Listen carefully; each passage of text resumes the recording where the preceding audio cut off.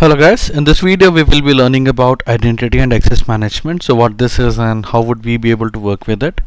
So in AWS, IAM plays a very important role. Question is why? This is because we have multiple users accessing the AWS account. Now the problem with sharing root credentials is that we won't be able to channelize things. Suppose we have multiple teams working on a project. Suppose we have just a second. Suppose we have a team 1, we have team 2, and say team 3. Now the thing is that okay, all these three teams are there, but what is the purpose of these teams? What is the sole working of these teams? For example, this team is only and only responsible for development. This means that they will be just writing up the code, nothing else.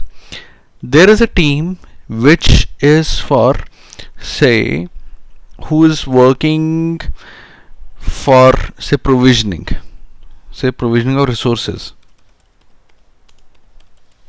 So whatever resources a development team requires, they provide it. Third team is something that handles the backend. Now none of these teams have require the complete access to AWS. How? Suppose developers need to interact with AWS. They just need programmatic access, nothing else. The team which is working with resources, they may need both, say console and programmatic access. The backend team, right, they need the programmatic access. Now what is this now? So what happens is that the screen you are able to see right now, if I open the screen you are able to see right now, it is a console window. This means that you can do things by clicking here and there, and you can perform actions there.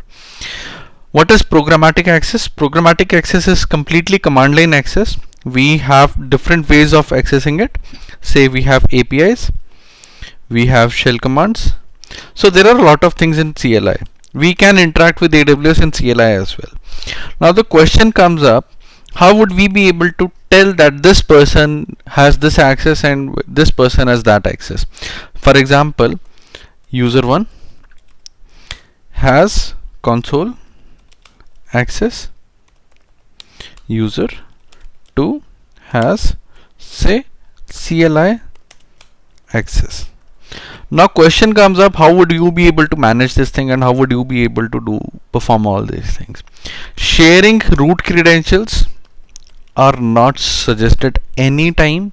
This means that we need to create sub users, and where we can create sub users? We can create sub users in IAM.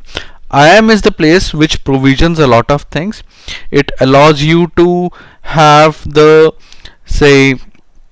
users created, different users for different purposes. It allows you to manage those users. It allows you to manage the permissions of those users as well. So here, if we go to this page, aws.amazon.com/IAM, you can see a lot of things mentioned here. This is the official documentation page for IAM, and here you can see that simply they are telling us AWS IAM enables you to manage access to AWS services and resources securely. Using IAM, you can create and manage AWS users in groups. So this is the basic scenario behind IAM.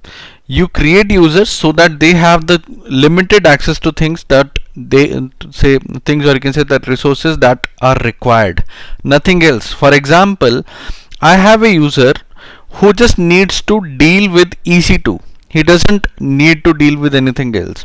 So I can do that thing. User 1 can access EC2, allow, others deny. I can do that. What is the benefit? He will not put his head here and there. He will simply work on EC2, which he is allowed to. And the benefit is that in case if the account gets compromised, This happens usually, right?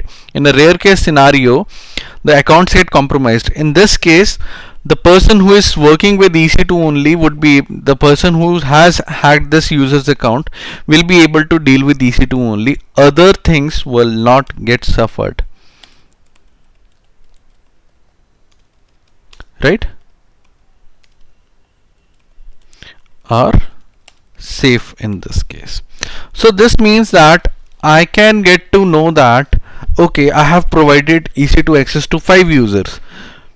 I can investigate that out of those 5 users there is only one person who may have made the change. At least my other organization is not being questioned about those things. So this allows me to manage the users. This allows the bigger organizations to have different users for different purposes, so that they don't have to worry about the permissions and all stuff, because if we don't provide permissions we will face issues, but if we are providing permissions we are able to actually specify the say secure path on which our users are working and they're I say performing actions. So there are few things: we have users, we have groups, we have permissions, we have auditing, we have password policies, we have multi-factor authentication, we have roles, we have sharing, we have a lot of other things. So first thing, users. Everyone who needs to have access to this needs to be a user, right? Next thing, we can put users inside groups. We can specify permissions to the users, right? And here we can specify the password policies to the users as well. We can enable multi-factor authentication for some privileged users as well. Roles are something that say I want some specific permissions to be allowed for some users, so I can do that, or a group of users. So permissions and roles are something similar, but the thing is that they have a little bit difference. Privileges, so permissions are something like on the root level for each and everything. Role is a group of permissions, so you can specify the roles as well, that what kind of things a user can perform. And you can say you can use IAM roles to share access as well. So these are the major things that you have to say deal with, right? You can come here on this page and you can see the things, what all services it offers. Now if we move to AWS console, it is a service. IAM is a service which is a global service. This does not show you here any region listed. You can see that on the top right corner I was seeing Mumbai, but now I am seeing global. So here this is a difference between normal things and IAM. IAM is a global service which will be enabled for all the users you create. For example, I have 3 users created, 3 temporary users, and these are the users which have the access to this and they can work with this, right? They have the administrator access. I can specify the groups, I can specify the permissions, I can specify the roles. You can see that all these things are here. We have some roles listed here, we have some policies listed here. We can create policies as well which include permission or deny. Everything is there, right? So you can just use this service to benefit yourself and to secure yourself from any kind of problems that may arise in future. This was for this video. In case if you have any queries, you can feel free to ask them in the comment section below. Thank you.